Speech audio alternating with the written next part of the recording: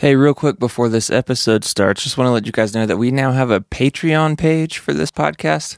Basically what that means is it's like a Kickstarter that happens every month. So you can go on and it just really helps support us. We're trying to get the costs covered at first of this podcast. So you can just go to patreon.com/inkandecho, or you can go to inkandecho.com and follow the link there.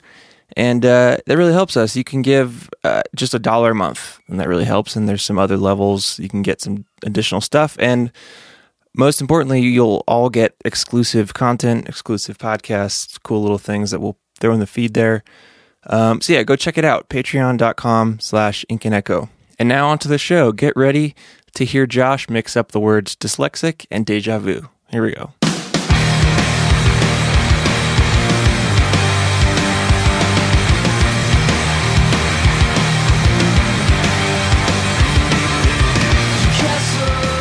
Hey folks, you Hello, are folks. not having dyslexia. You are in fact seeing David Bazan on your feed for the second time. Yes. At least as far as our listeners. Our listeners, yes, this is a different conversation with Dave Bazan. I'm going to say more delightful and for your enjoyment. As far as newcomers who came here because you saw this wonderful man's name, just enjoy it like it's a regular conversation, which it is. Yeah, and we're going to do something different here, which is that the conversation was long and went a lot of different places, and so we have opted to skip the majority of this intro-outro stuff. Just our usual banter that comes before the interview. We're just going to drop right in, talk with Dave. Yeah. It's going to be great.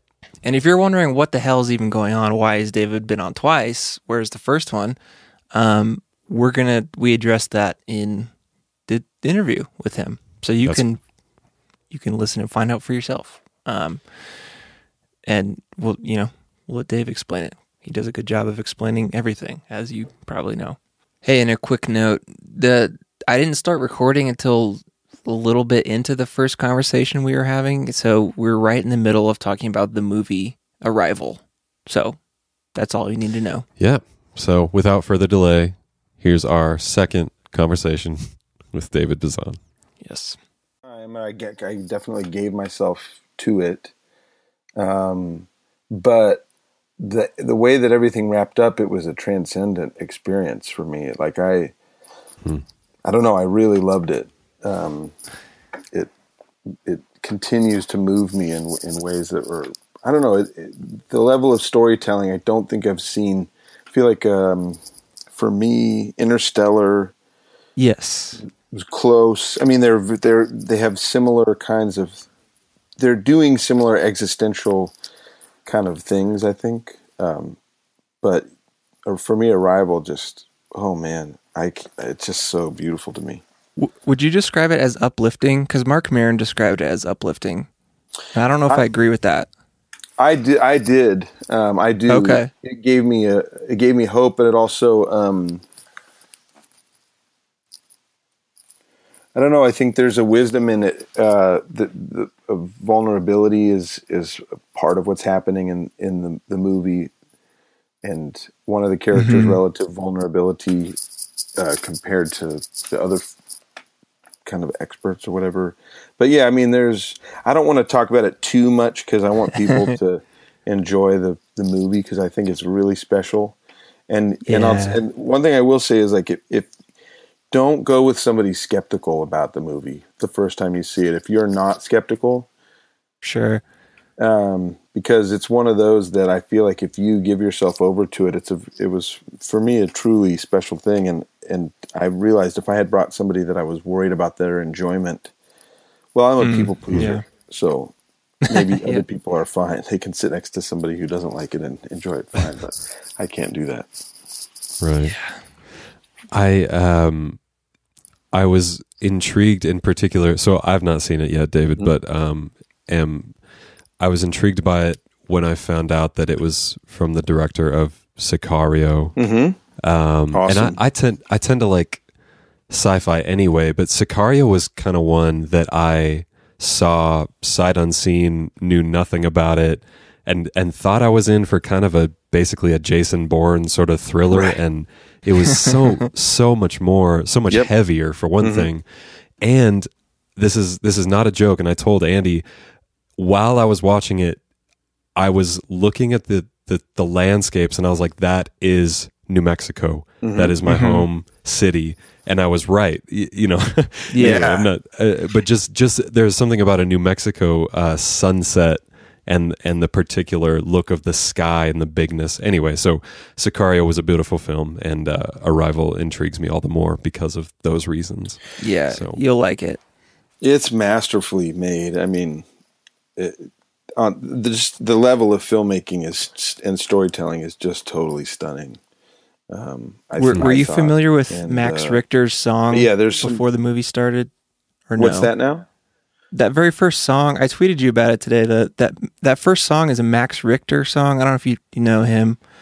I don't know his music well. Yeah, I was just already familiar with that song, and when it first started, I was like, "Oh no!" Like this is, I wasn't expecting that. And it was the song that started and ended the movie. And I was like, oh my God, like this is way heavier than I expected it to be. But I loved it for that reason. Yeah, that's rad. Yeah, it's definitely heavy. It's not a popcorn.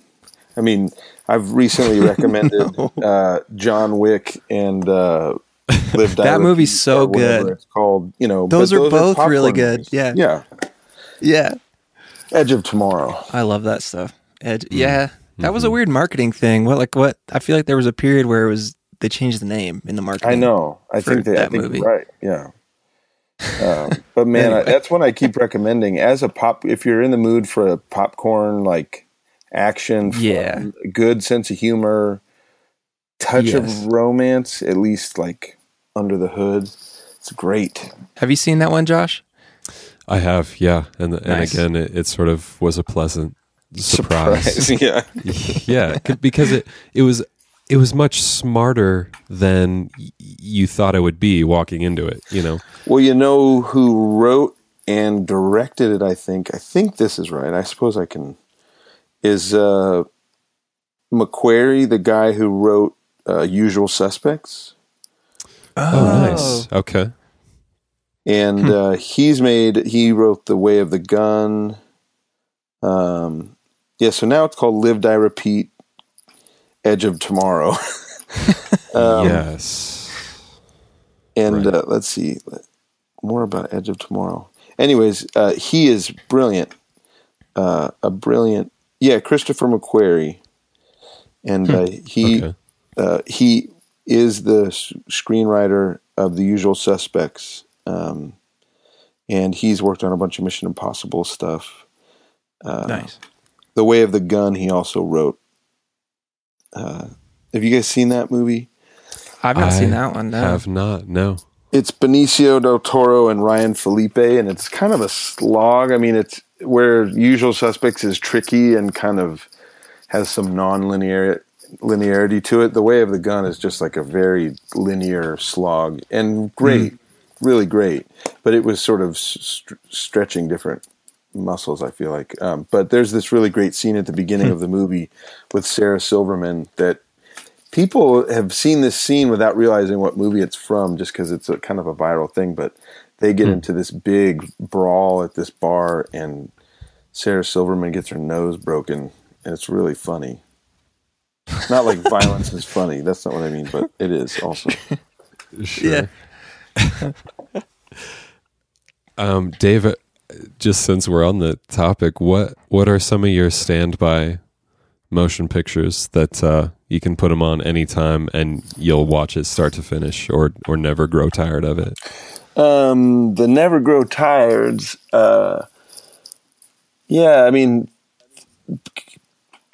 coming of age in the 90s, there's a ton of auteurs that kind of showed up, like Paul Thomas Anderson and Wes Anderson, and the Coen brothers, were developing before that, but I kind of came to them in the 90s as a serious thing. And so a lot of that stuff, Soderbergh, there was periods, years and years where I watched every single Soderbergh movie that came out. And so that's sort of like, I mean, No Country for Old Men is kind of my favorite. Often it's my favorite movie, period. Yeah. Lebowski, most of the Coen stuff I'm happy to spend time with, even just sort of academically, just because unpacking the way that they do stuff is just a pleasure. And I'm a commentary nerd, or was before I had kids anyways. And so, yeah, let me think. No Country, Lebowski's I'm always game for that. There are different, it's the different sort of genres, and like in that now, the sort of action genre, Live, Die, Repeat is really high up there. Nice. It's a weirdly comforting movie. Like if I'm on a flight that I'd rather not be on anymore and I'm out of drugs or whatever, then yeah, usually a movie like Live, Die, Repeat. But honestly, man, so many great kids movies now that are up there for me. Like I watch Zootopia almost any time. It's so awesome. I love it. Wall-E. Hey, great. you know, Netflix's The Little Prince is a pretty damn good story. Is that a new rendering of that? It is, and it is quite good. Jeff Bridges is the voice of the old man. Yes, and I got it. It's really well done because it's a mixture of CGI and stop motion. That's wonderful. Oh, interesting.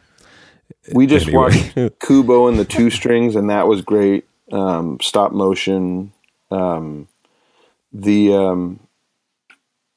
We watched this one recently that is, I don't know. I don't remember what the style. I think it's actually like hand drawn or resembling that, but it's called Song of the Sea, and it's. I don't know if you guys would have ever seen an odd movie from the '90s called The Secret of Roan Inish.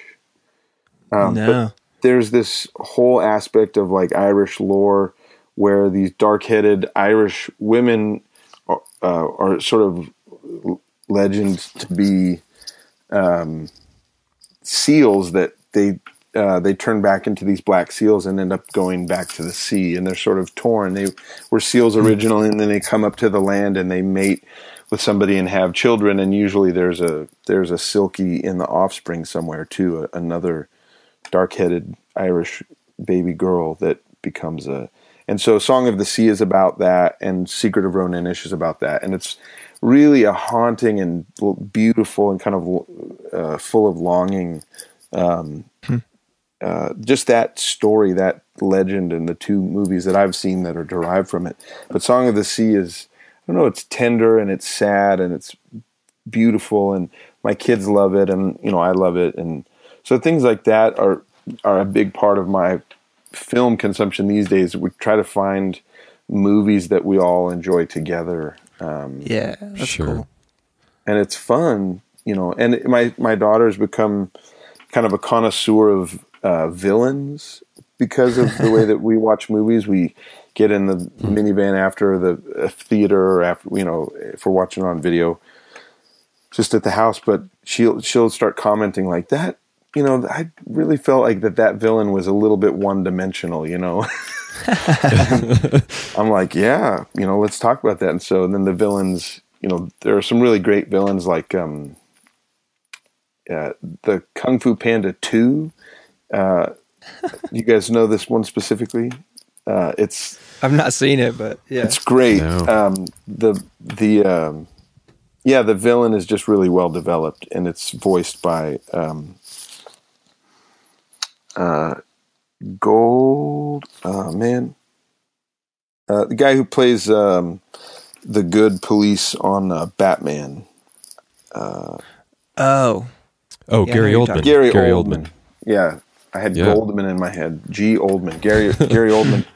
It voices it and does it, the way that he does, with a lot of depth, and the backstory is good. And so a lot of our, the film discussions that I'm involved in are with a 12-year-old about villains in animated movies, and it's great, Yeah, That's awesome.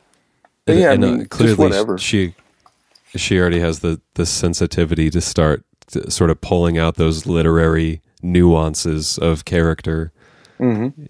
Yeah, lovely. Back briefly to No Country for Old Men, and not to stay on cinema the whole time, but that truly is one of my favorites as well. That one and There Will Be Blood kind of hit me right.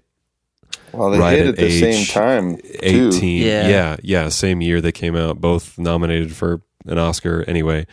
But there's something about No Country for Old Men that there's so much stillness.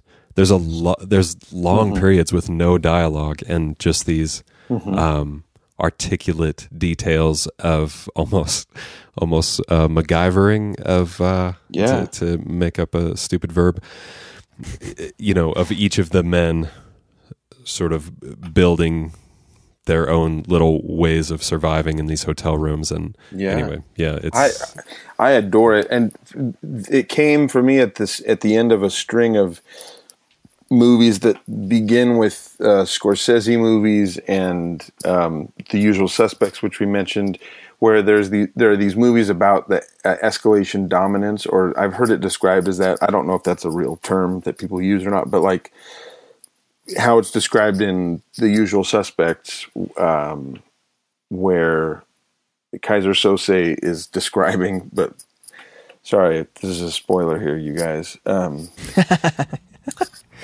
But where he says, to be the most powerful, you don't have to have more men or more guns or more money. You just have to have the will to do what the other guy won't do. And to me, like, all those Scorsese movies are about that, and The Usual Suspects is about that, and all of these, I mean, John Wick is about that. Like, there's all of these sort of machismo movies that are intense and violent, and there's sort of a person who dominates ultimately are all about that. And I feel like that No Country, and Batman is about that, especially the Joker one.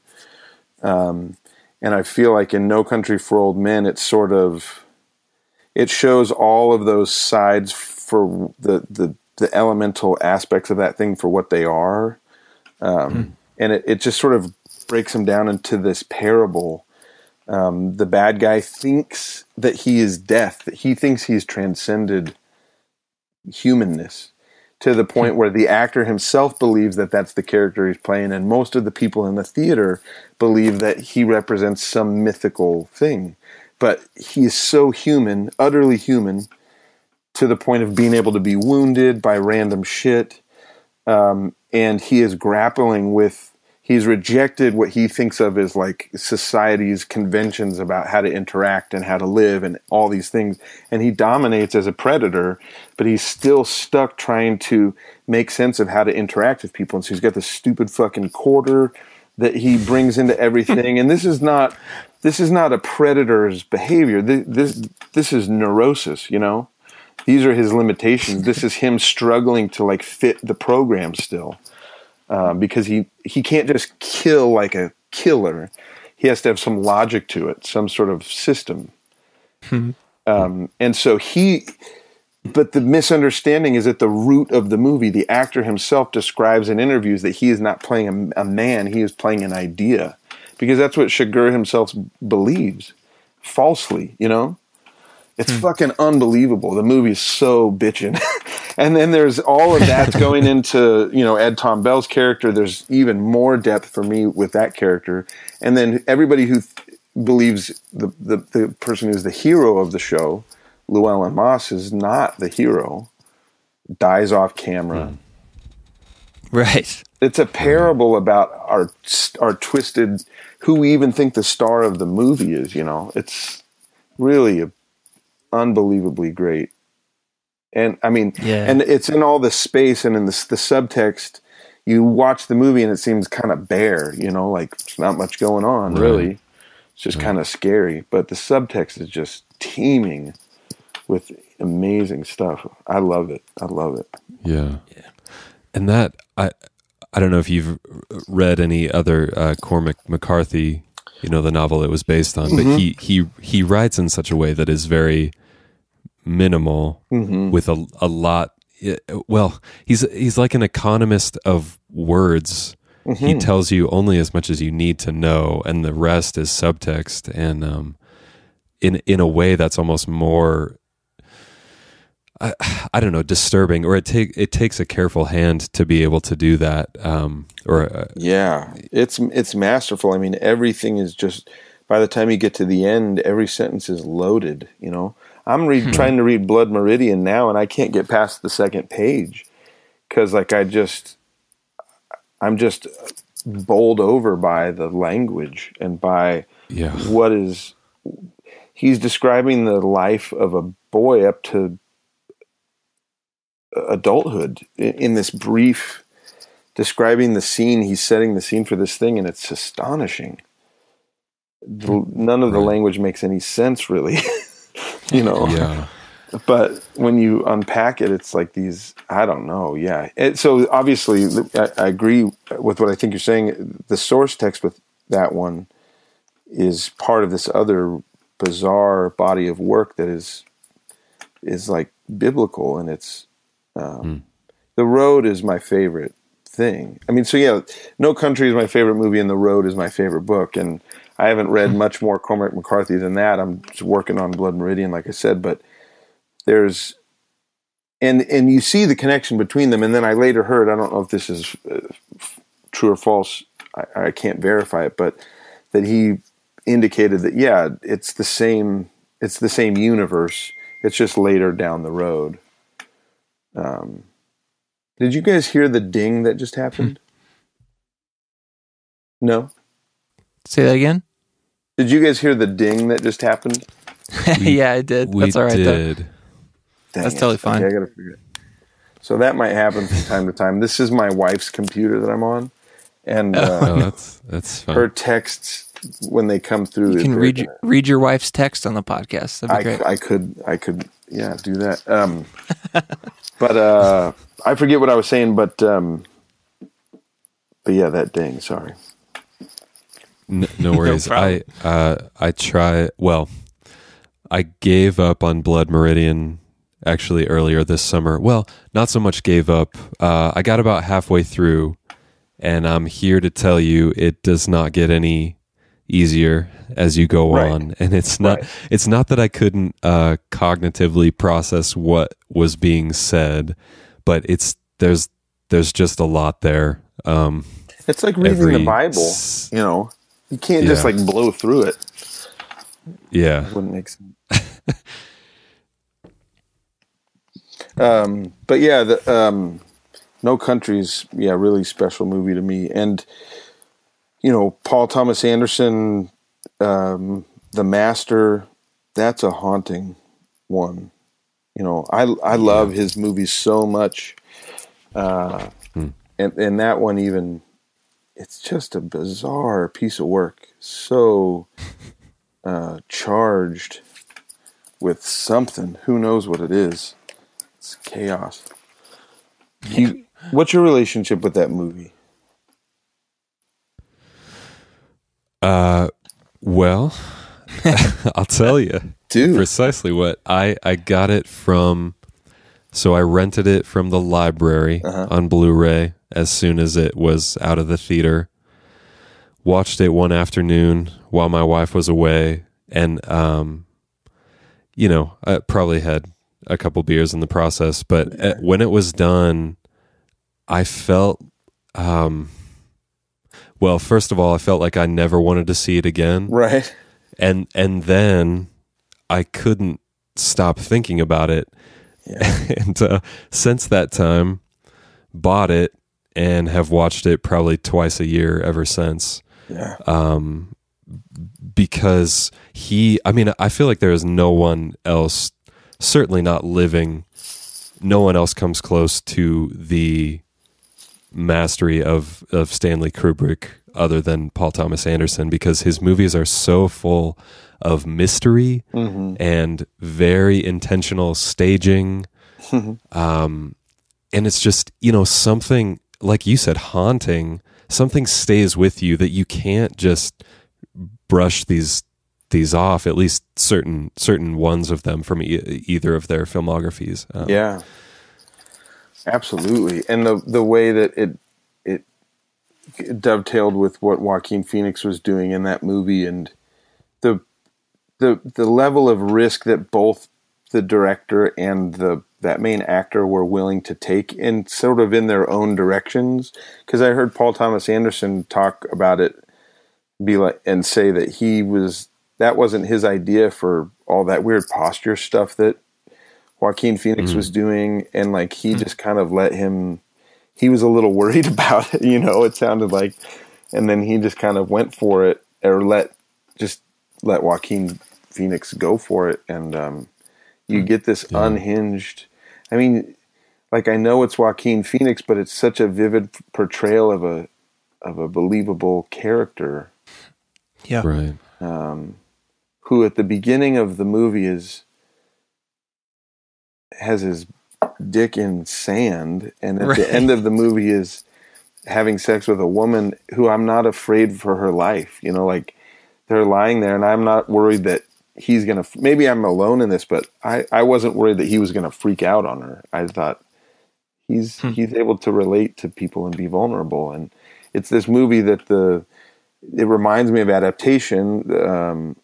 So I should also say that Spike Jonze, Michel Gondry, and Charlie Kaufman are in my canon of regular things. And so in Adaptation, he's jokingly talking about the trajectory of the movie that we're watching right now, but saying that he doesn't want to do it because he doesn't want people to learn lessons and to grow and to change in the end and all this shit. And in a way, people could see The Master as being a movie like that. Like, nothing happens. He's still a maniac, in the end. Right. Relative to most of the viewers, but community has helped him up to the point where the dogma made it not communal or helpful anymore, and he was free. And it's the movement is minuscule, or it appears to be on the surface, but it's so dramatic. And I really do feel like that the growth that's happening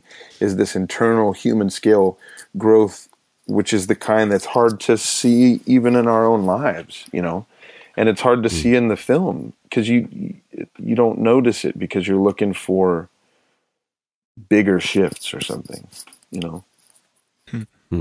Oh man, those guys! I just love film. Like, I'm literate, like I can read, and my comprehension of reading is good, but I'm slow with reading because my brain can only take in ideas so quickly.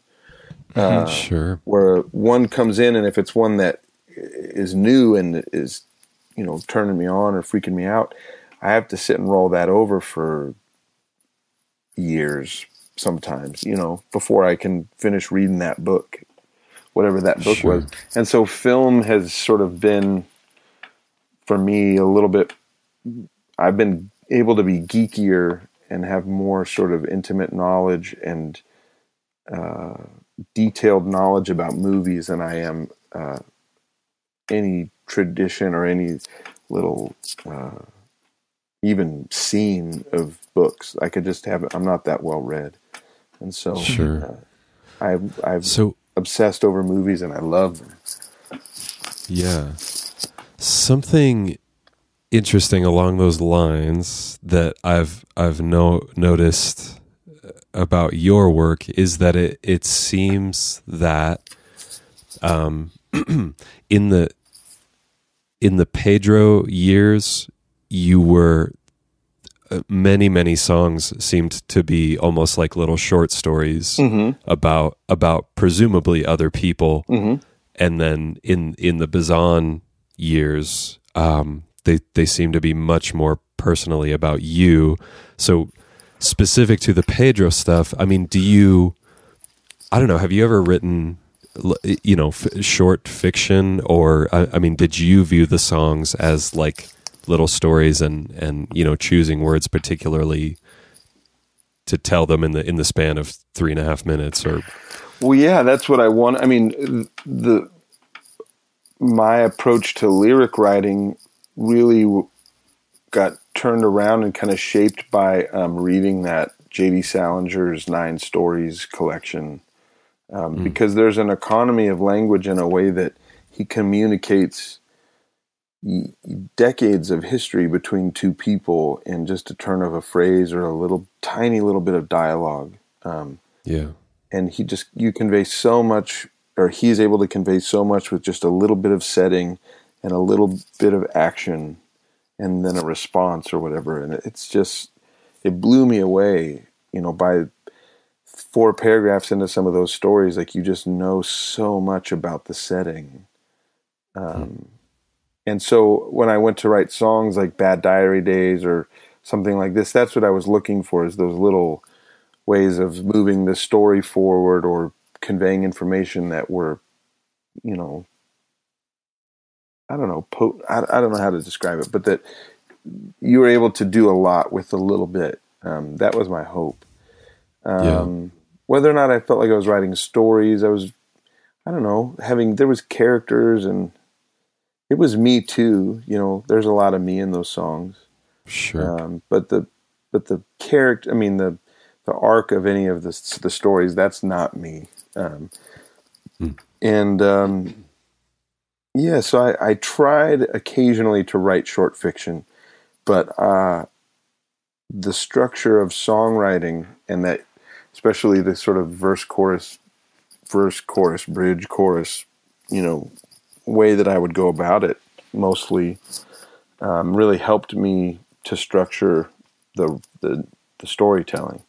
Without the end of the verse, I really didn't know when to stop spewing details, Sure. And so I think I might be coming around to being able to do that better now. And so I might give that a shot coming up here. But yeah, I tried early on, but I was no good at it. You tried with fiction in particular? Yeah. Yeah. Nice. Well, you should, Dave. I think I'm gonna. I've started to be able to wrap my head around how one might do that, and also there are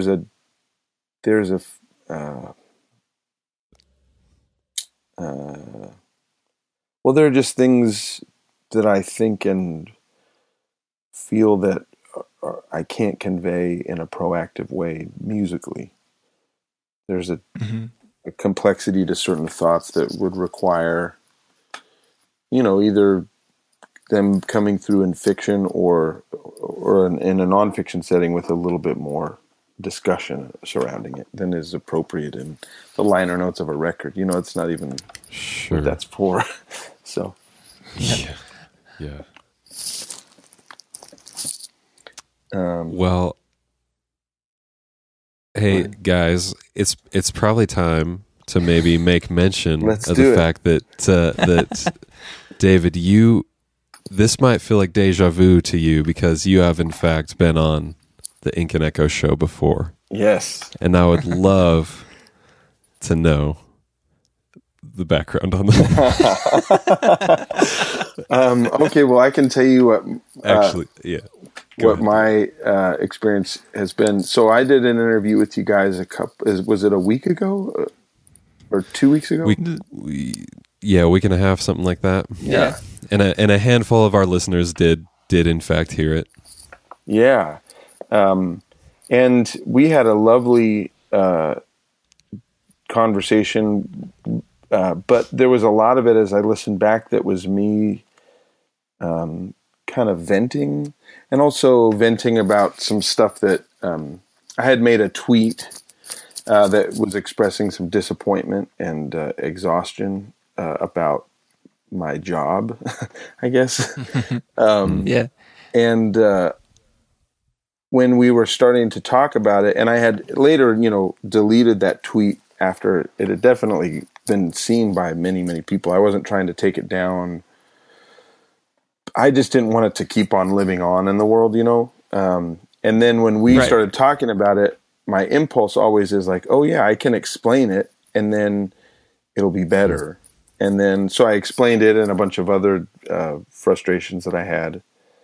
And while I don't think any one of them was wrong or invalid, just the sum total of it was a lot of negativity in the world put out by me at a time when my problems really aren't the biggest problems going. Yeah. And it just felt bad to me. It felt like it drew attention to me in a way that, I don't know, wasn't illuminating this as much as it was just sort of like, oh, poor Dave or whatever. And I didn't want anybody to, I didn't want that to be the takeaway, because I'm okay. And so I'm just trying to, I'm learning late in life to how to vent and where I think it's appropriate. And I really had a nice time doing it with you guys. It was really conducive to that. But then when I had that feeling, I reached out to you guys, as you know, and hat in hand asked if you guys would consider doing a redo, and we could make mention of the redacted episode on it. So yeah, that's where I was coming from. What about you guys? Well, I want to tell you a story first, if that's Please. Okay. So as you know, I've been listening to the Bad Christian podcast for a long time, and I'm a supporter of them to the point where I had an opportunity to be on the podcast like a year and a half ago, maybe 2 years ago.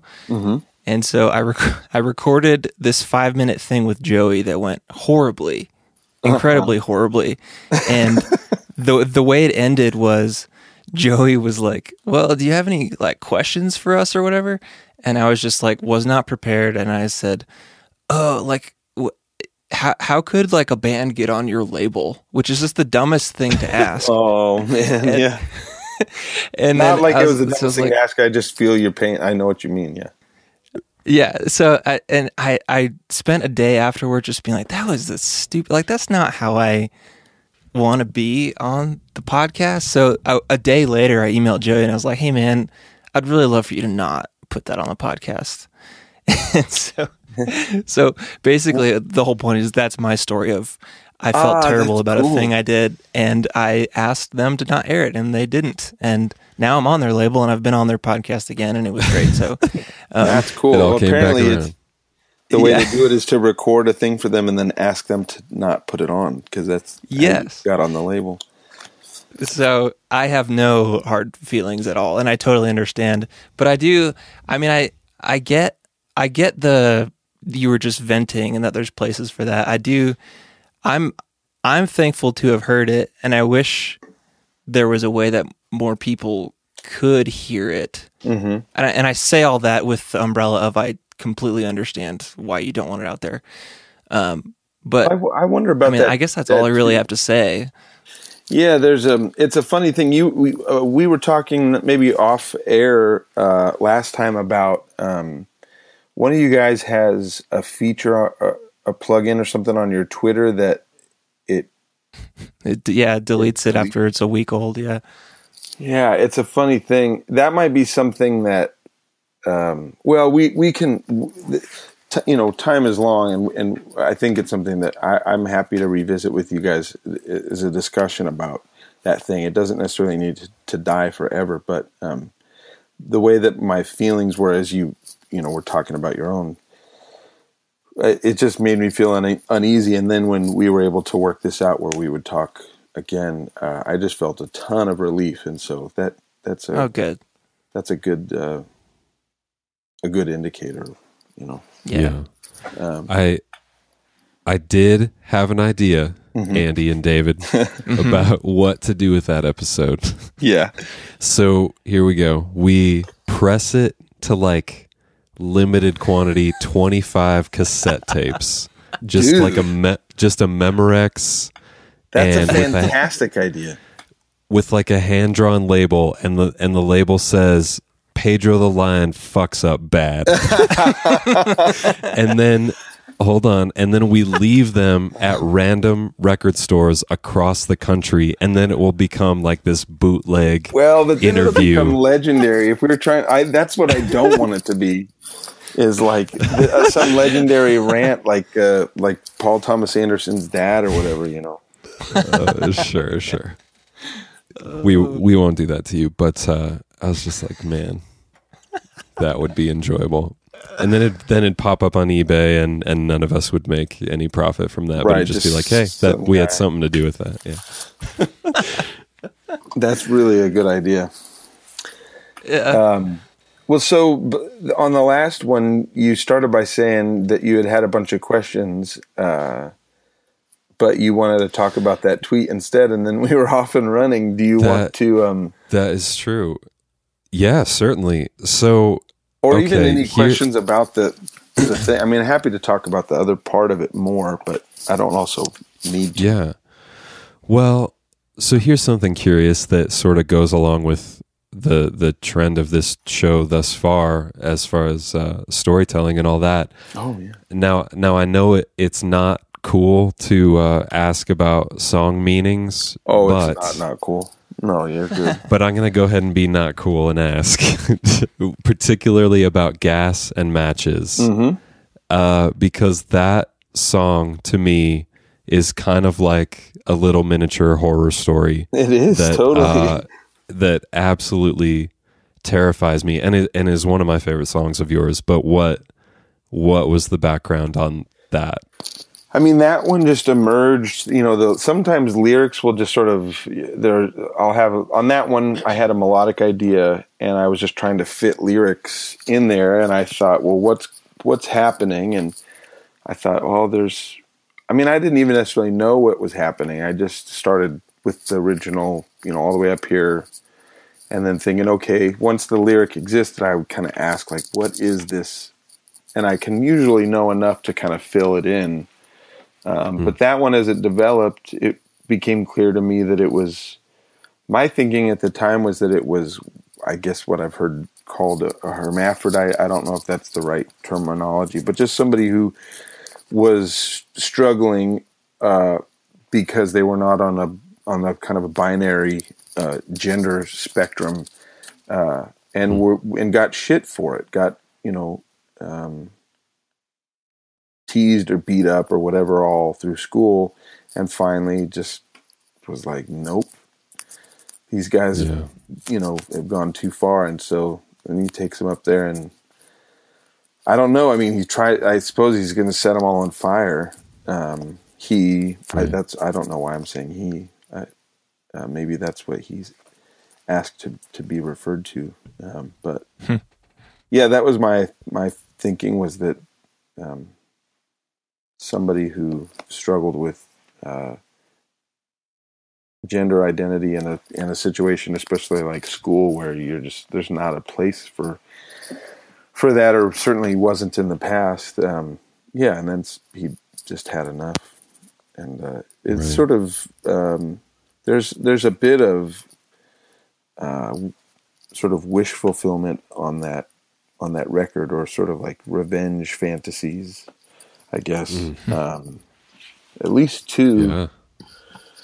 And but yeah, and so that's just where, I don't know where that came from. That's just how that one felt, and it emerged that way, and I was happy. Yeah. To let it be. Right. Yeah, that's lovely. Thank you for sharing. It's lovely and it's terrifying. I'm so glad that you've said that. I never actually have described it or heard it described as a horror story, but it really is. I mean, at least on the level of like Edgar Allan Poe, in terms of how horror sometimes evokes like slashers. I guess this is a slasher thing. Never mind. It's full blown horror. And because we were talking about it, did you guys hear when those movies came out, There Will Be Blood and No Country for Old Men? Paul Thomas Anderson was asked about There Will Be Blood, and he said it's a horror movie. And he said No Country for Old Men is a horror movie too. And then they asked the Coen brothers about that, and they said, yeah, it is a horror movie. It's a horror movie about getting old. And I just love that. I think it's funny and it's apt, and I like the fact that we're talking about Gas and Matches being horror too, because it's a pretty great tradition in a lot of ways, you know. Sure. Even if I'm not a horror movie guy per se. Well, you're a self-described goth musician, I've noticed. I am. So it makes sense that a goth musician writes horror songs. I'm less. I mean, I suppose I am self-described, but it feels like it's less self-described and more just I finally realized what I've been this whole time. According to some loose definition of goth. Sure. I'm sorry. Go ahead. Oh, but yeah, Edgar Allan Poe. When I was in 4th grade, I read some adapted sort of stories of his, and it just rocked me. I loved that stuff so much. Yeah, there's something. Well, this is maybe a long point, but so David, I have a 2-year-old daughter, and I've noticed this is related to the whole Gas and Matches thing. Since being a father, sort of fear of both harm coming to her and also a weird sort of recognition of possible harm that could come to me or any of my family has just been amplified by an enormous amount since having a child. Whereas I know this is an abstract concept, but you know, the first time I heard Gas and Matches, which was probably 2005 or something like that, you know, it didn't resonate. It didn't stick with me the way that it does now, to where when I listen back to it, I can't get out of my head the idea of being tied up, covered in gas, and put on fire. Right. And so I don't know. I guess I'm just saying that out loud, and even violence back to feels more personal when you have kids, because that's very interesting. And I mean, back to even again, Sicario.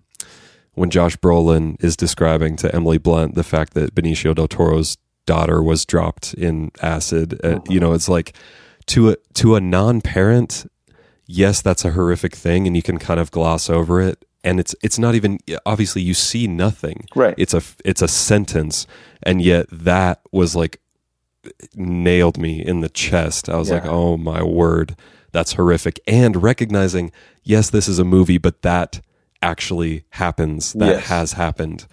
Anyway. And then you can see the Benicio del Toro character as a man possessed on some level. Like there's a single-mindedness that the dad of a murdered kid is going to have, you know, like Taken and all that stuff. It's based on real stuff. I feel like I mean, even just my wife, like seeing her go mama bear in situations where the kids are in momentary danger or whatever is astonishing. It's really great. The protective thing that kicks in. Yeah. I mean, I think it's kind of scary what some of these gals are capable of. Sure. It's great. It's truly great. But yeah, I mean, there's it's a powerful cocktail of emotions and adrenaline and Wait, so speaking of the kids, and I have to apologize in advance, but so right after we talked last time, you released that Trouble with Boys video. Oh, right.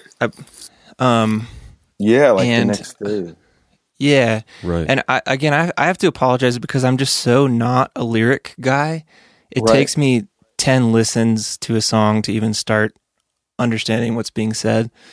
But I watched the video and my whole takeaway was knowing that that's your daughter running down the street, your actual daughter. And then it's just fading back to you, you know, just crying in tears. Yeah. And I guess, I mean, this sounds like a dumb question because I could just listen to lyrics and maybe try to figure it out. But what is going on there with the the dynamic, like why put your real daughter in that video, or like what does that whole thing mean to you? I read the whole blurb that you put on Facebook, and it was very, very nice and well put. So I understand that part of it, but I don't know. Mick, is there something to tie in there with the whole kid thing? I don't know. I hear your question. Yeah, it wasn't. When we made the video, it wasn't necessarily going to be an advertised thing that it was my daughter, although I suppose at a certain level it's maybe obvious to some people, because especially with the trick with the eyes and everything. But that wasn't, it was maybe going to be a little bit more mysterious, but in the thing that Kathleen wrote, that was a part of her experience with the video, which is what I wanted her to write about, or what I asked her to write about, or asked if she would write about, I should say. And so I guess that part wasn't super intentional of leading with that, but also it was really appropriate at the point in time when we put it out for that to come out. So it wasn't really a thing conceptually where I thought, oh, this is having my daughter in is going to, relate to the lyrics in this particular way, because strictly speaking, the lyrics aren't about me or her. Like, I'm not the dad in the thing, because there's no stepbrother in our situation. But I guess at the point where we were making the video, we weren't trying to be super literal with the thing. We just wanted to make a video that seemed like it would be great, that it could be great. And she was available and wanted to do it, and so we just, and everything was shot like, okay, we got 2 hours, let's grab the gear, and where's Eleanor, like, what's she wearing? Oh, that's perfect. Get in the back of my minivan. And then we just went up the road and just like spent 2 hours shooting her stuff. And then later on we were going to shoot my side of it. And it was sort of just a rough concept for a thing that we began with. And she just seemed like a good fit in terms of an actor for the thing, or the subject, or whatever you call it. And she did a good job, we thought. And so, yeah, we just went with it like that. So it might be disappointing to people, but it really is just, we were just trying to make the best video possible. And she seemed, we had access to her. And, well, do you have a feeling about, like, someone like me who like I said, I apologize, and I don't know what the lyrics are about in that song, but like, you don't need to apologize. No. Yeah. But I just mean, like, how do you feel when someone like me, I watched that video, and I did, from the thing that Kathleen wrote, that's her name, right? Kathy? Yeah. Kathleen? Kathleen. Okay. Basically what I'm seeing is a man's daughter running, and then the father crying. And I just took away, as someone who, I have a daughter, I just took away such a sadness from a fatherly perspective. And is that what you wanted to happen? Are you okay if that's not what you wanted me to feel, but that is what I feel? People can take away anything, but yeah, that is roughly, if not precisely, what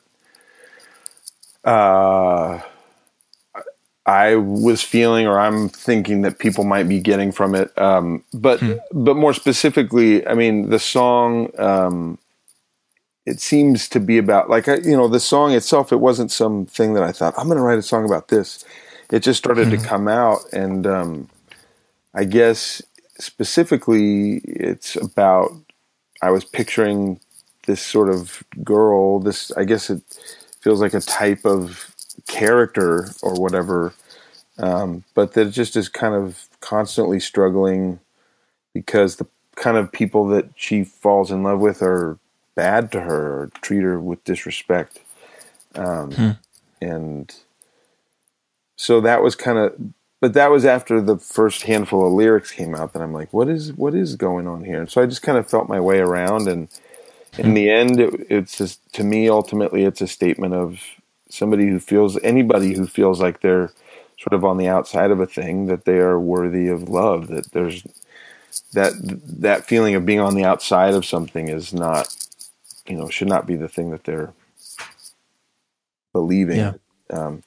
And so, and then after the election, it really did feel like, well, there was just a huge number of women and people of color and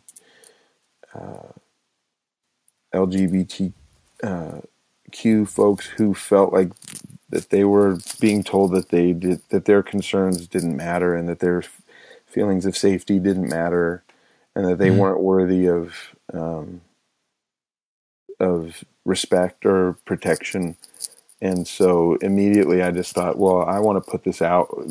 I woke up that morning and I said, I want to put this out. I want there to be a message that's out in the world that people can sit and sort of be intimate with. It's telling them, regardless of what's going on, like, you are worthy of love, and you can ask for that, and people need to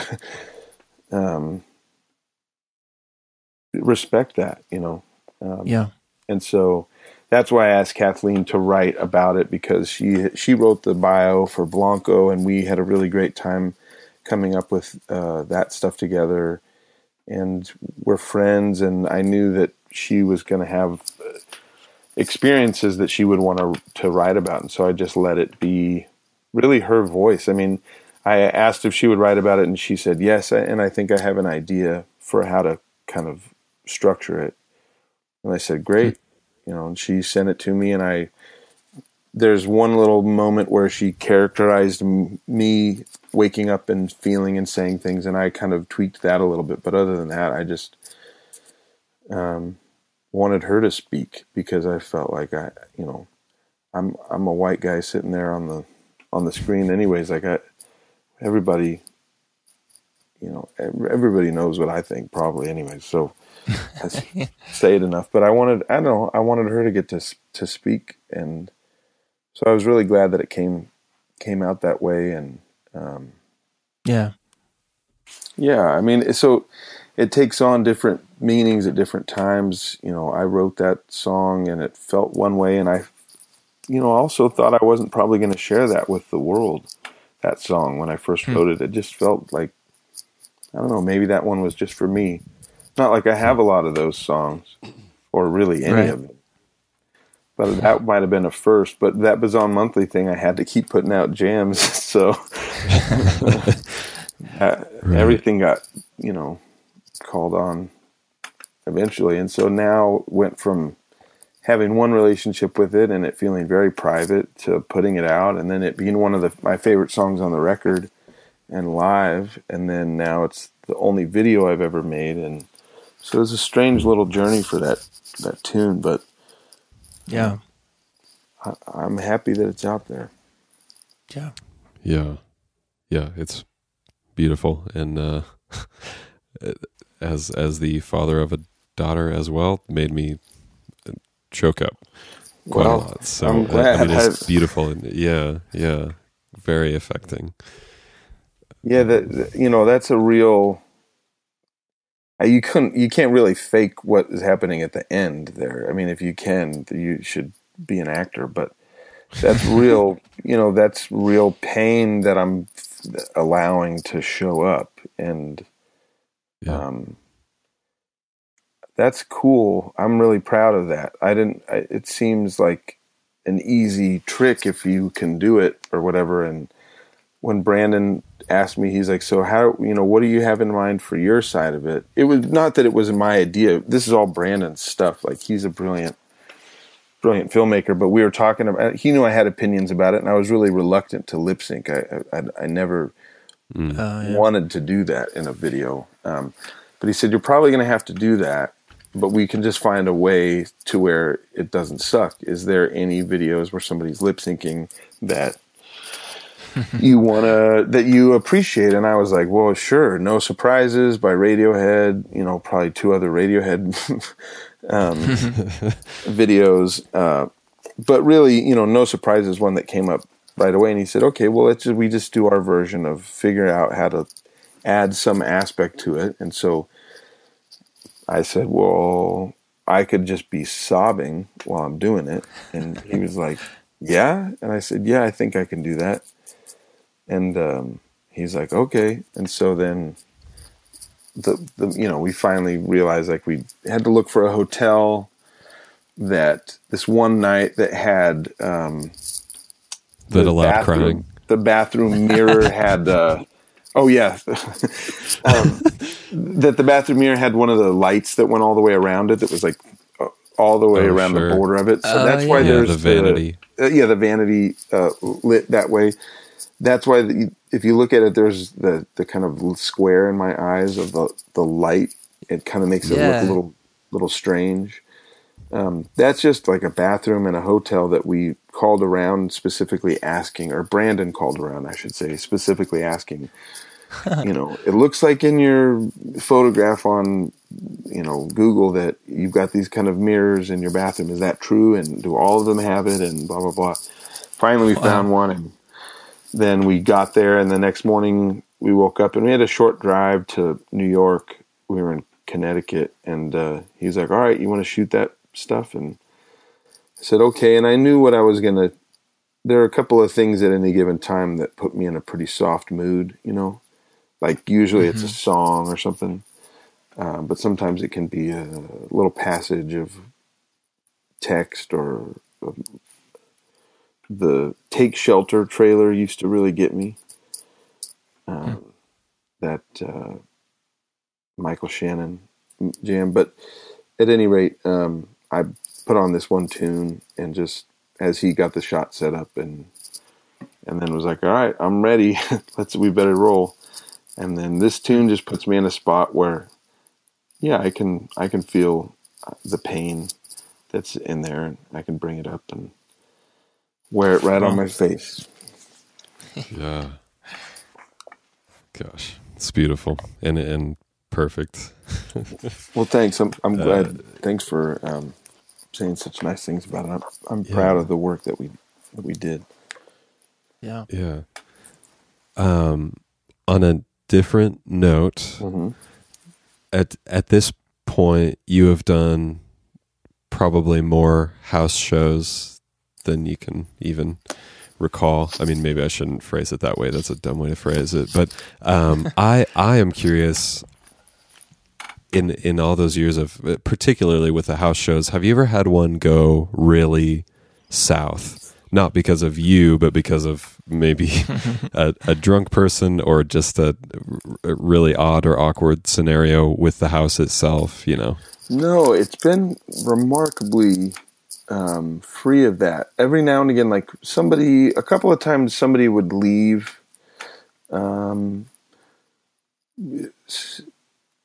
where there'd be somebody's maybe talking, or and there's a little kerfuffle, and then somebody takes off.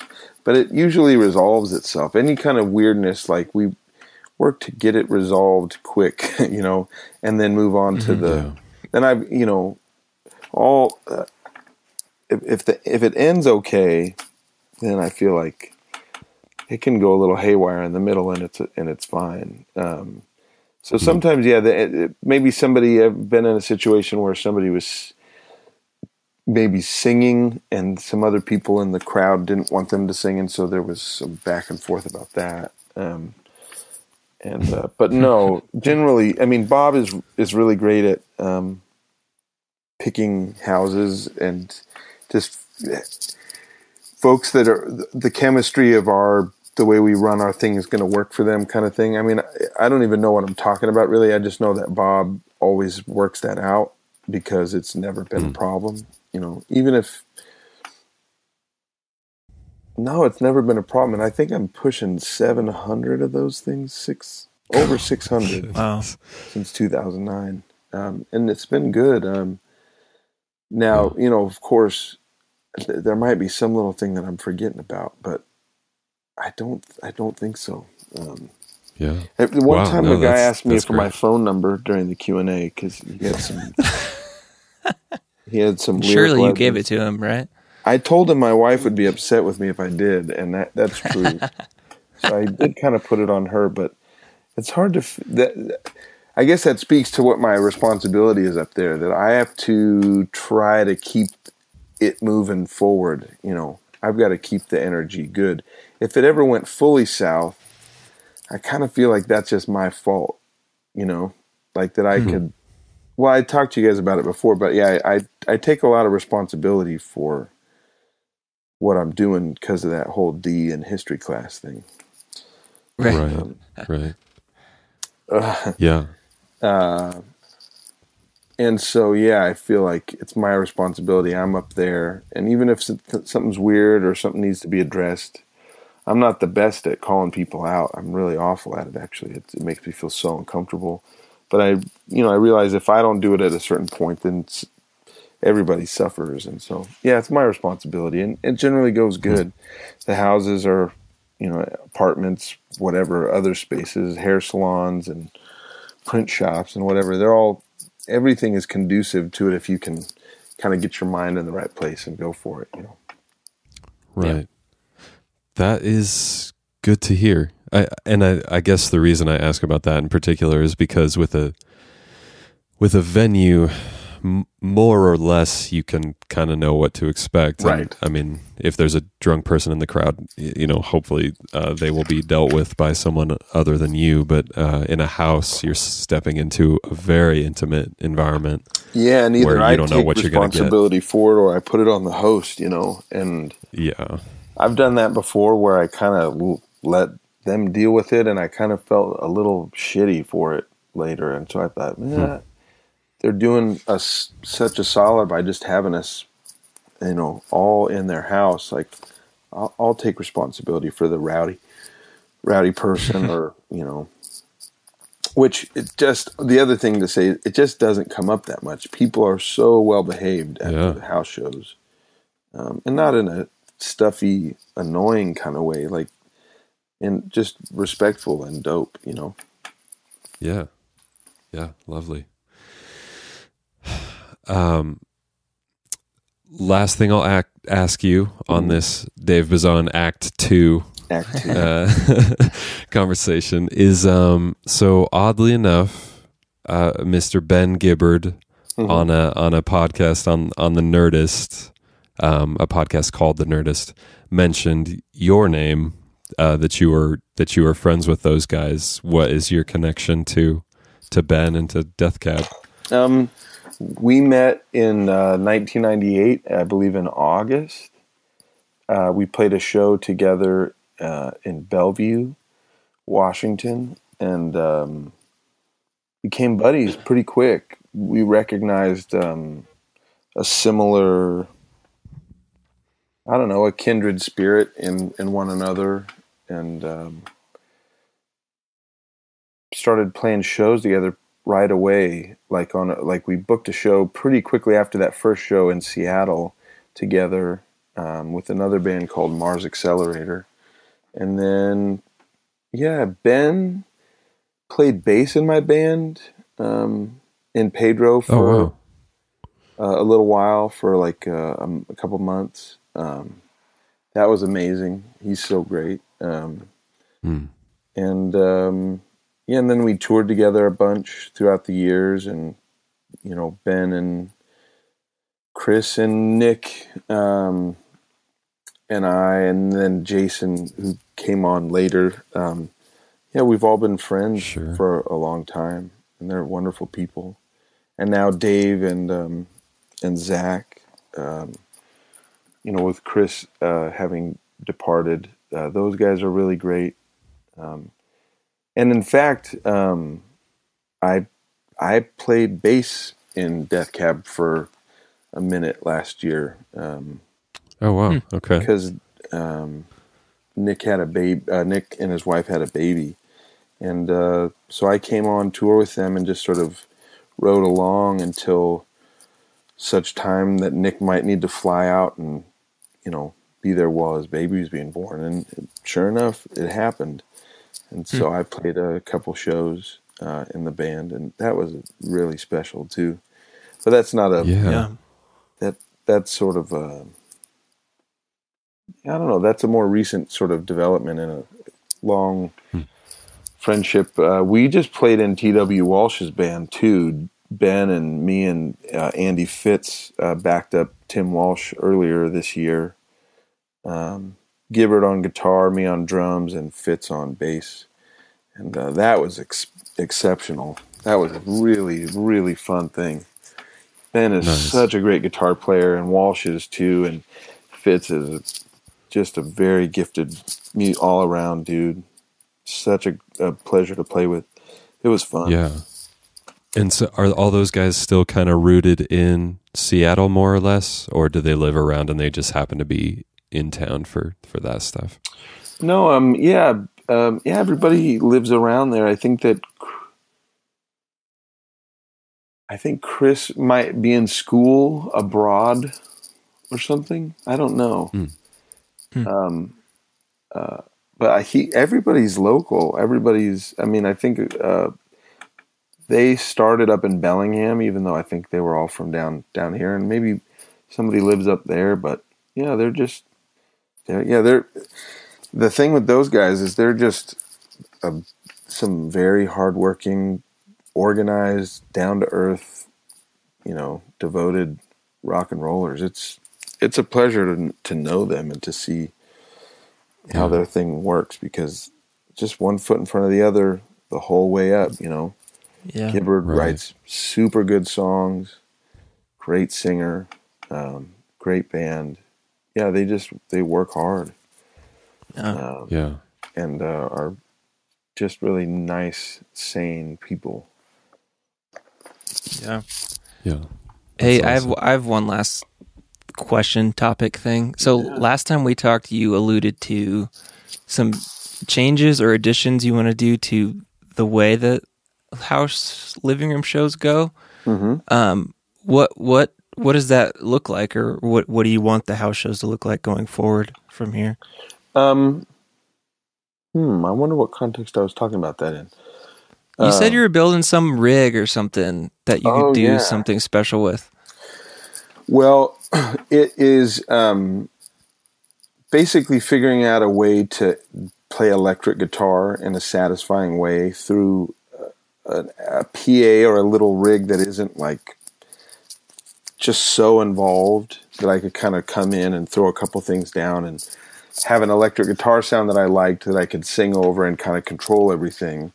That's a difficult thing to do if you know about electric guitar. Like, you find the sweet spot with whatever amp you're using, and that's what you got. Like, that's what you can turn it down and like gain it up or whatever. But there's a sweet spot that if you've had an amp that has that, then you're always looking for it, And so I've kind of finally found a way to do that, which is really helpful for me in a lot of ways, because I can't always make a ton of noise while I'm trying to write and work and stuff. And I still want to bang on an electric guitar and have that response to it. And this little amp that I got from Chris Benson, this guy and a buddy of mine in Portland, he has this little amp called the Vinny.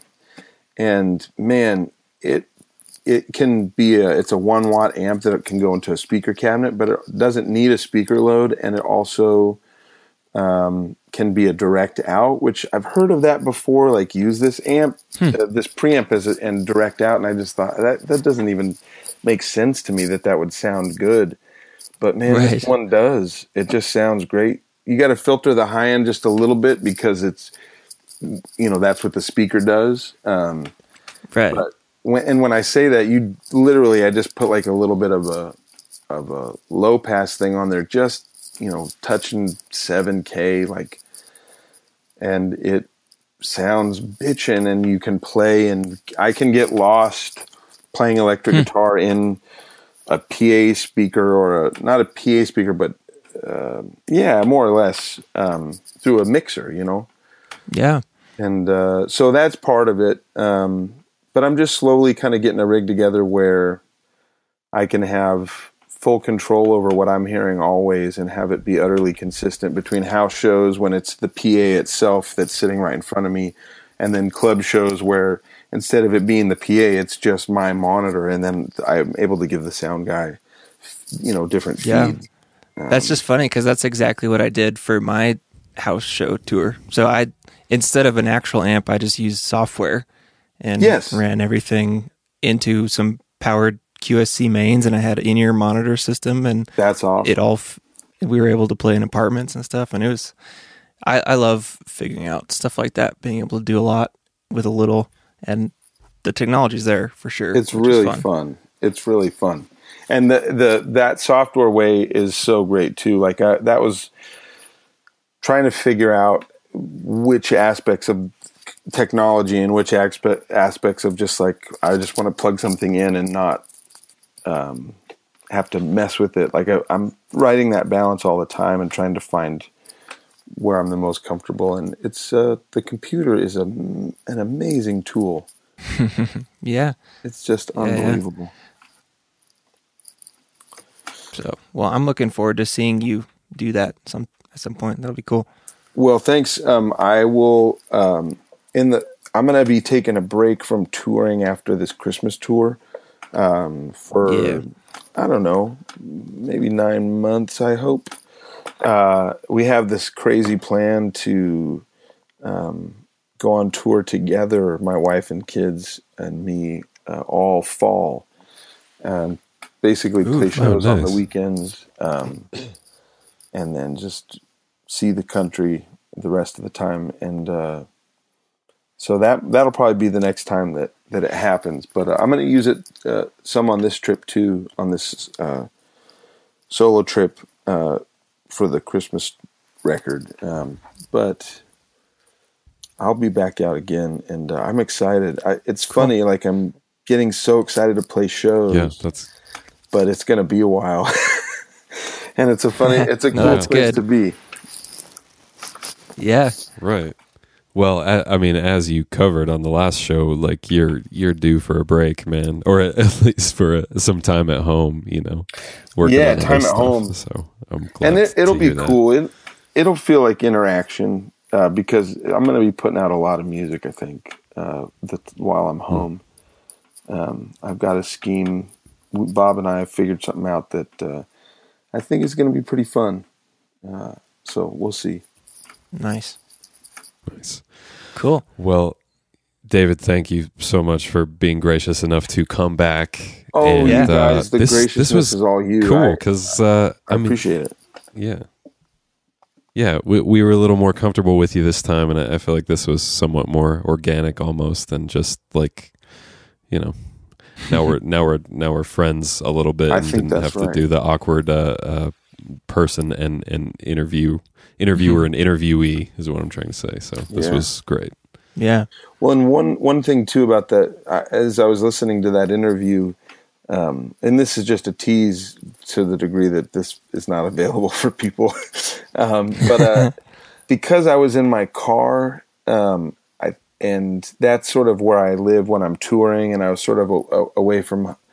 I was down in Seattle, but I was not by my house, and I think all of it, there was just a desperateness to it that, I don't know, even the audio itself kind of added to that. In a way I kind of appreciate and enjoy, but it also, I think, informed the tone of my participation. That's funny because I specifically texted Josh. I was like, I tried to gate his audio to take out all the noises, but I was like, actually, that's not really appropriate, I don't think. No, I like all the sirens and cars and planes going by. Yeah, that was an interesting aspect of it. Well, we'll talk in the future about that more. But so I want to just say thank you again for for going through all this with me. I appreciate it. Dude, happy to talk to you. Twice, much less once, much less twice, whichever way that's supposed to go is what I mean. I get it. Yeah. All right. Thanks, Dave. Yeah. Hey, any movies that you guys are dying to recommend before? Oh boy. Whew. Go for it, Josh. No, I said that as if I had something in load it up. You've got to. Oh my. Okay, David, Andy, you answer first. Well, my favorite movie of all time is The Fountain. Have you seen that? What is it now? The Fountain Oh, by I love Darren it. Aronofsky? Yeah, he's another one that I adore. The Fountain Okay. is unreal. I love it. Yeah. You know, That's that's another one that I feel like is on the level of Arrival and Interstellar, and what it's attempting to say about human experience and metaphysics and all that. yeah. It's funny. My wife's favorite movie is a movie called Wit. I don't know if have you seen that? I have. It's what's her face and she's dying. Emma Thompson. Right. Yeah. Yeah. It's the I thing love that's that. funny is that movie is it's such a direct movie about death. Like literally, a woman is dying in a hospital. But The Fountain, my favorite movie, is about death, but in this metaphysical way, like this, like over the top way, and that's really the only way I can handle it. Because that movie Wit, I just can't. I can't do it because it's too real for very me. direct, yeah. There's no artifice in the way there. Right. So it's like if I'm going to have to deal with the concept of death, I need it to be a tree in a space bubble hurling toward, a dying star. Like that's how I'm going to have to take that in, So whatever. It's just an interesting difference between me and my wife. Like she's just like, no, death is a woman in a hospital. Yeah. Doing literary do you things. think that you and can get mine's to a space bubble? Do you think you can get to Wit through The Fountain eventually? Like that you can soften to that? Yeah, maybe. I just don't. It's such a. I don't. I mean, this is opening up a whole. I mean, not like I can like when I watched The Mission when I was like 12, it offended me. It was like this is not the world that like the ending. I'd never seen anything that ended badly. Right. I think it's just like, and I've not said this. I mean, I've said this to a few people, but like this is the first year literally where I've had someone close to me die. Like I'm 30. I hear you. And it's just I'm just not set up to be able to look at death that directly yet. Yes. I don't know what that says about me. I feel like it's probably just I've been a little sheltered from that. Like, it's been 30 years and only now is like my grandma, who I was really close to, finally passed away. So it's I feel like I moved into a new time. Yeah, I mean, I appreciate it, but it's just like a new time of life. Like it's just a new world I'm in where all of a sudden, and here's another thing about movies. Like you guys were kind of talking about the way, like Josh was saying, like the way, now that you have a daughter, the way things kind of change. Like one of my favorite movies used to be Lost in Translation. And that was before I was married. And I just loved the vibe of it and everything. But then when I got married and watched it, I was like, oh, I kind of really hate Bill Murray's character now. Whereas I used to think it was kind of cool or just interesting the way he was ignoring his wife and basically cheating on her the whole movie. So all that to say is that movie has changed, but The Fountain, the fact that it's constantly dealing with death, that's not going to change. That's only going to increase. It's me trying to have to grapple with those ideas. So all that to say, I don't know, I guess. Well, I feel like naturally as it introduces itself into your life, I mean, you could sort of try to get at it. Your interest in it is just sort of what it is. But as your grandmother passed, and as you're now sort of more open to thinking about it, it really is a rich and wonderful thing that is one can make peace with, I believe.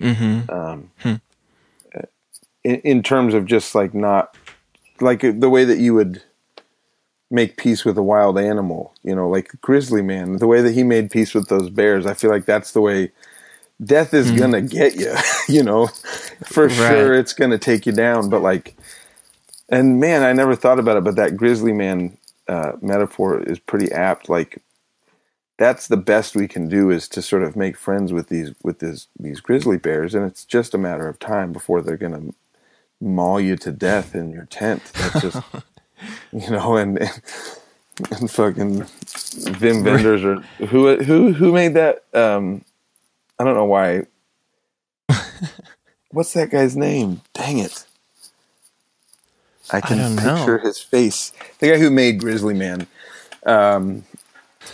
He got to hear that footage. Anyways, the point being, it's a wonderful experience to cozy up and to ponder death more.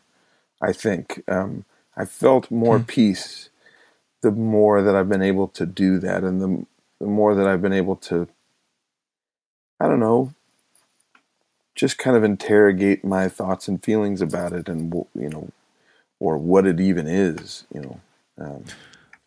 and yeah, and it just feels almost new in a way to me, because I mean, you absolutely like cognitively, like I'm gonna stop existing, but now, like I said, I just feel like a switch has been kind of pushed in my life where I'm like, oh, this is like, there's only going to be more and more dead people that I'm going to remember and feel grief over, Dude, have you heard, there's a little interview that I really recommend, Terry Gross from Fresh Air interviewing Maurice Sendak. And it's the most recent one. It's it's shortly before he died. And he is at the end of his life, and all of his closest loved ones are dying or having recently died. And hearing him talk there is so beautiful. And it's just sort of this dispatch from this one edge of human experience that few people get to glimpse in that, or that we all are going to, or most of us will get to glimpse, but just isn't sort of shared about publicly in any way usually. Yeah. And this interview, man, I recommend it. It's beautiful, but he's bummed. He's just fucking bummed. He's crying, but he's also full of life and joy. It's beautiful. I was going to say, does that mean he hasn't made friends with the grizzly bear, or he has? I think, well, maybe the grizzly bear thing falls apart. He has, in a way. You just have to hear it. He just is utterly vulnerable as a human person, and he trusts Terry so much, and he says such wonderful things to her. But it's a revelatory thing, and it very much is a part of one's diet. It could be a part of one's diet of, cozying up to death. This thing. Sure. It's not death itself, but it's about death, Yeah. Also, the Benji, the Sun Kill Moon record, is obsessed with death in a really, really interesting way. Cathartic and really beautiful. Yeah. Well, I'll check that out for sure. Appreciate it. Good way to end, man. Love it. Yeah. I didn't expect to go there, but end with death.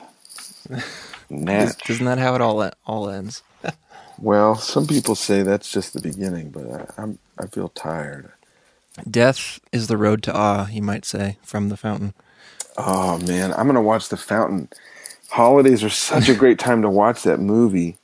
Yeah. And I haven't ever watched it since I started smoking weed. That's great. Right. Yeah. Here it comes. Okay, now I'm just gonna assume we're out of the interview now, but I want to tell Dave my movie recommendations. No, we don't have to be out. You guys can decide that. I guess we'll see. Okay, listen, both of you should watch this. It is a Dutch-French film called The Vanishing. The Vanishing. From 1988. And I saw it for the first time this year by a director named George Sluizer. I'm probably pronouncing his name wrong. And it is one of those where you're going to turn it on and it's going to be slow moving and you're going to be like, where is this going? I love it. But you need to stay with it. My word, is it? Well, I tend to like the dark stuff. Yeah, word. So, I mean, I don't want to overhype it, but it was just, I mean, I started keeping a log of everything I watch in a year, which is not that much, but more because movies and books, because they are memory cues for me. Mm-hmm. Like I remember what I was doing at the time that I watched such a thing. So anyway, but that was one that stuck with me. That is sort of older, and just even the curious little fact that I was born in 1988. There's like a little extra, a weird sensation of connection. Additionally, something more contemporary, I would highly recommend Green Room, and it's oh right, I haven't seen that yet, but yes, I want to badly. You'll connect to it because of the whole venue. Oh, I know. Yeah, honestly, I didn't see it this summer and I probably will wait till I'm home for a little bit, but because I thought it might put me in that mayhem in that space just might be not what I needed, because that's where I was living all summer and kind of low down, That's funny. Yeah, that makes sense. The trailer affected me. I was like, yeah, I'm going to wait. But man, I'm psyched to see it. It looks awesome. And is that Patrick Stewart? Mm-hmm. That's right. Yeah. Dang it. Playing a despicable person. Awesome. Yeah. Awesome. Yeah. Yeah. Jeremy Saulnier, the director, he has another film called Blue Ruin, which... Yes, I want to see that too. Yeah, is quite good. It's... I don't know. He's got a very particular style, and it's hard to describe. It's so tense, and yet he does it with very little. I don't know. He sets up these sort of Mexican standoffs, if I think that's the term. That are so daunting and just overwhelming as a viewer that you kind of feel like you need to leave the room a bit. I love it. Right. That's so great. I want to see those. And that reminds me of Take Shelter. If you guys haven't seen that, I highly recommend it. It's Michael Shannon and Jessica Chastain are the two actors in it. It's fantastic. It's the guy who made Midnight Special and a couple other jams. But anyways, Take Shelter is awesome. Okay, cool. And then,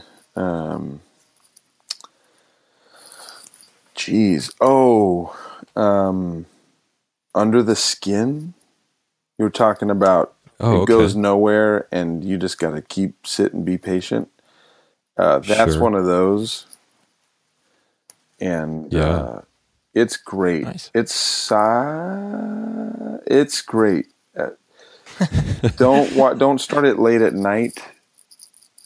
It's slow enough where, I mean, there are little moments in it where you're like, "Whoa, what is going on?" But like, it's difficult to tell what's happening until a while in. And nice. It's unreal. It's a rewatcher for sure, but it is a fine piece of filmmaking. Nice. That's cool. Thanks for those. The Vanishing. I'm definitely going to check that out. Yeah, me too. And Green Room and Blue Ruin. Holler. Maybe I'll run into you guys later on. Yeah. And I'll check out the podcast here and there too. Thank you again for everything. Yeah, thanks, Dave. Yeah, thank you. Yeah, you're welcome.